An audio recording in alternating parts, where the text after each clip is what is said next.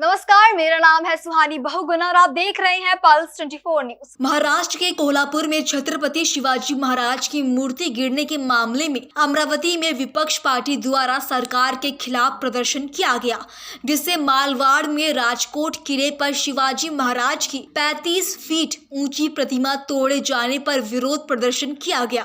वहीं पूर्व विधायक देशमुख ने चुनाव में लोगों के वोट पाने की जल्दबाजी में मूर्ति खड़ी किए जाने का आरोप लगाया और कम समय में निष्कृष्ट दर्जे की शिवाजी महाराज की मूर्ति निर्मित और नष्ट करने के परिणाम की बात पर चर्चा की। आणि त्या अनुषंगाने पूर्ण महाराष्ट्रामध्ये देशामध्ये शिवाजी महाराजांचा जो अपमान ज्या लोकांनी केला, भ्रष्टाचाराने संपूर्णपणे पोखरलेलं हे महाराष्ट्र शासन आहे।